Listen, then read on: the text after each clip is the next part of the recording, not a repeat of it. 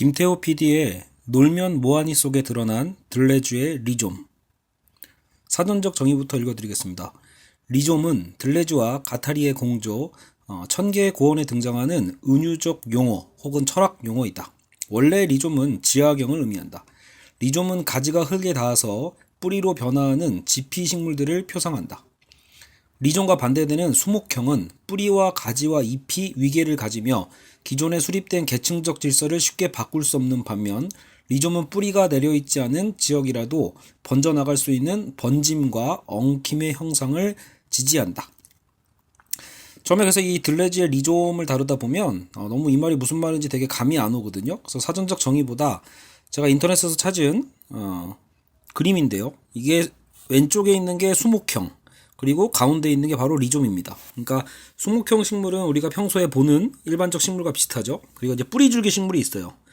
보통 이게 제가 알기로 아내가 그러는데 대파 같은 것도 같은 형식이라고 봤는데 라고 하던데 뿌리이기도 하고 줄기가 되기도 하는. 그래서 이 리좀 뿌리줄기가 이런 모양이고, 그래서 리좀 구조는 어떻게 보면 굉장히 네트워크적으로 복잡하게 이제 변형되고 말 그대로 다양하게 변주할 수 있는 어떤 그런 특성을 상징한다고 보시면 되겠습니다. 그래서 진짜 뿌리줄기 식물이나 수목형 식물을 얘기하려고 한 게 아니라 이 들레주와 가타리의 사유를 설명하기 위해서 이 리좀 뿌리줄기 식물에 대한 비유를 들고 있다고 생각하시면 되겠습니다. 그래서 제가 최근에 본 김태호 PD의 놀면 뭐하니를 통해서 여기에 굉장히 들레주적 사유가 있지 않을까라고 생각이 들어서 짤막하게 글을 써봤습니다. 그래서 그 부분을 같이 읽어드리겠습니다. 자, 이게 토요일 저녁에 6시 30분에 그러니까 어떻게 보면 무한도전 이후에 그죠? 한동안 쉬다가 시작한 새로운 프로그램이죠. 놀면 뭐하니 읽어드리겠습니다. 2020년에 살고 있는 한국인에게 유산슬이라는 말은 중국 음식의 이름보다는 유재석을 떠오르게 할 것이다. 유산슬은 중국 요리라는 공식을 깨고 유산슬 유재석으로 한국 사람들의 머릿속에 각인된 것이다. 그리고 유재석은 예능 MC라는 공식이 유산슬을 매개로 깨어진다. 즉 유산슬은 유재석이고 유재석은 신인 트로트 가수라는 새로운 공식이 들어선다. 재미있지 않은가? 유산슬이면 중국 요리인데 라는 사람들에게 유재석하면 국민 MC인데 라는 사람들의 그 기존 지식에서 새로운 놀이가 파생된다. 누가 알았겠는가? 유재석 본인도 몰랐다. 김태호 PD의 생각에서 시작되었을 뿐이다. 그렇다고 김태호 PD가 모든 것을 아는가? 모르는 것이 이 예능의 핵심이다. 만든 자도 결과를 알 수 없는 예측 불가의 드라마. 그것이 바로 이 예능이다. 10년 넘게 무한도전이라는 예능의 대명사를 스스로 저버리고 오랜 숙고 끝에 김태호가 들고 나온 예능의 컨셉에서 나는 들레주의 리좀이 떠오른다. 김태호 PD가 철학자 들레주를 모를 수도 있으나 그의 새로운 예능은 기존의 예능 도식을 완전히 뒤엎는 시도이며 이는 들레주가 강조한 노마드적 탈주이며 수목형의 질서에서 벗어나는 리좀적 사고와 실천 바로 그것이다. 놀면 뭐하니라는 제목 속에 나름 힌트가 있다. 이 제목에는 정형화된 예능의 컨셉이 보이지 않는다. 그저 놀면 뭐하니 뭐라도 하자라는 열려있는 맥락이 숨어있을 뿐이다. 바로 뭐라도 하자라는 감춰진 속내에는 이중으로 감춰진 무한한 놀이가 또 숨어있는 것이다. 무한도전에서 유재석을 보필해온 주요 멤버들 모두 사라지고 오직 유재석 단독이다. 그렇다고 그를 돕는 멤버가 없는가? 아니다. 그때그때 상황에 따라 오히려 이전보다 더 많은 조력자들이 등장한다. 유재석이 누구를 만나는가에 따라 전혀 다른 케미가 발생한다. 처음에는 카메라 릴레이 방식으로 시작했다. 예능에는 확고한 컨셉이 있어야 하는데 그런 게 없다. 그냥 딱 하나 브이로그 방식처럼 카메라를 그저 던져줄 뿐 예를 들어 유재석이 조세호에게 카메라를 넘겨주고 또 조세호는 그 카메라를 한참 자신을 찍다가 또 다른 지인에게 넘겨주는 이런 계속 릴레이식으로 넘어간 카메라에 예측할 수 없는 다양한 연예인들의 일상이 담긴다. 김태호 PD도 모른다. 유일한 진행자 유재석도 모르는 전개 속에서 기존 예능의 통제 가능하고 유한한 컨셉의 장은 깨어져 버리고 통제 불가능한 무한한 새로운 예능의 공간이 열리는 것이다.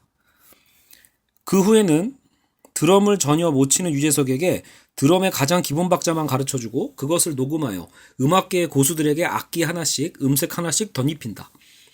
비트만 연주한 유재석의 단조로운 작은 실행에서 수많은 음악가들의 번뜩이는 재치가 덧붙여져 엄청난 곡이 만들어지고 유재석은 천재 드러머의 컨셉으로 콘서트까지 갖는다. 그리고 트롯신동이라는 컨셉으로 유산슬이라는 캐릭터가 등장하며 놀면 뭐하니라는 독특하고 유일무이한 새 예능의 정체성이 입혀진다. 어떤 시청자도 무시할 수 없는 김태호, 유재석만의 예능 말이다. 무형식의 형식을 표방하지만 그 무형식의 다양성이 컨셉인 유일무이한 예능. 유산슬의 행보는 놀라웠다. 유명 작사 작곡가를 통해 유산슬만의 신곡이 2개가 생기고 방송 3사를 넘어 전국 곳곳의 유명 행사에도 유산슬이 초대 가수로 등장하기 시작한 것이다. 즉 토요일 저녁 방송 놀면 뭐하니에서만 유산슬을 보는 것이 아니라 MBC가 아닌 방송에 유산슬이 등장하는 것이다.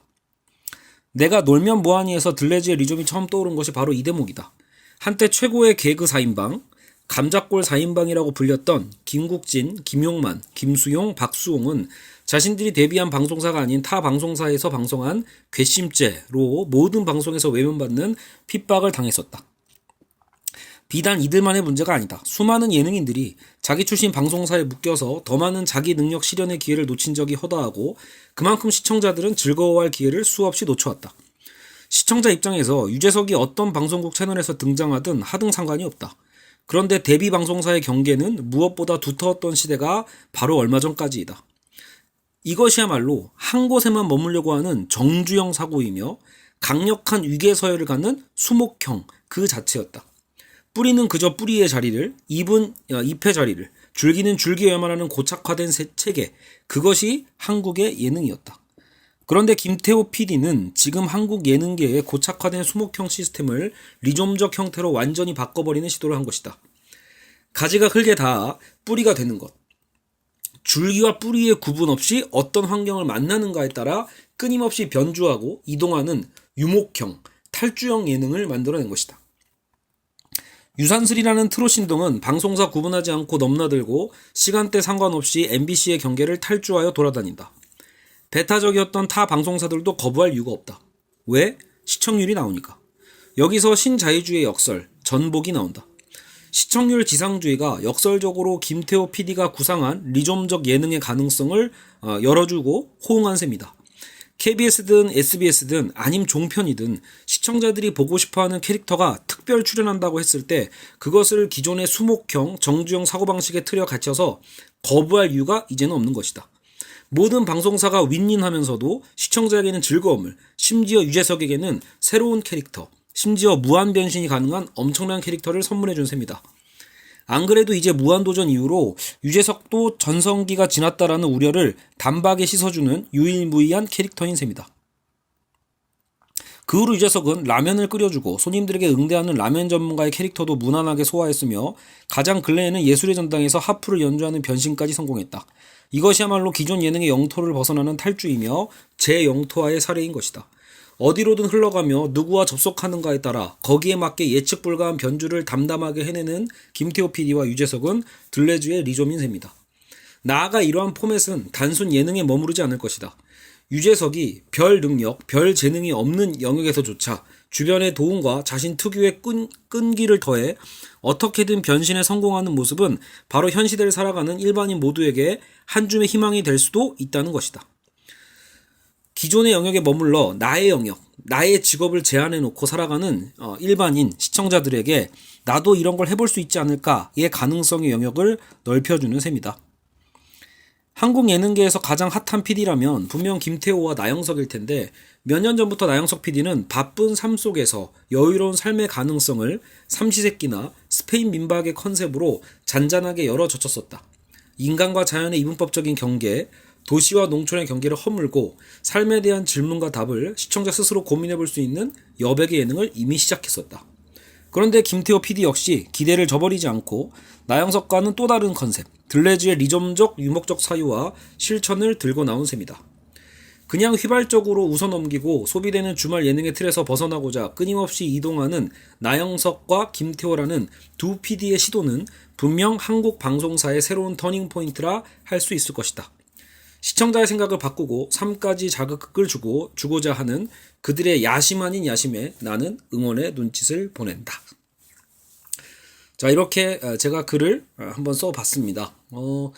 사실 뭐 이런 예능 프로그램, TV 방송에 대한 것, 대중문화에 대한 부분에 대한 만약에 비판을 하려면 차라리 아예 이런 장점들까지도 다 비판할 수 있는 논거도 있을 겁니다. 말 그대로 뭐 어떤 개그 프로가 시청자를 대신해서 대신 웃어주는 것처럼 어떻게 보면은 우리가 삶에서 고민해야 될 그것까지도 어떻게 보면 성찰에 대한 부분까지도 어떻게 보면은 이 PD들이 원하는 대로 우리는 그렇게 또 생각하고 그렇게 행동해야만 되는 건 아닌지. 그러니까 어떻게 보면 그 PD들은 리좀적이고 굉장히 자유롭게 움직이는 거라면 정작 오히려 시청자들에게는 그것이 또 하나의 틀이 되어서 오히려 또 수동적으로 받아들이게 된다면 그건 또 오히려 큰 부작용이 되겠죠. 그러니까 이런 부분까지도 한번 다뤄볼까 하다가 그러면 또 글이 너무 번잡해질 것 같아서 그런 대중문화의 어떤 단점에 대한 부분은 생략을 하고 오히려 이제 김태호 PD의 일단 신박한 면, 굉장히 제가 잘했다고 생각하는 그 부분을 어떻게 보면 들레즈의 리좀 혹은 노마드에 대한 개념을 한번 좀 억지스럽지만 한번 끼워 맞춰가지고 글을 써보고 이렇게 유튜브로 남겨보는 겁니다. 그죠? 딱 10분, 11분짜리네요. 어쨌든 여기까지 하고 마무리하겠습니다. 시청해주셔서 혹은 청취해주셔서 감사합니다.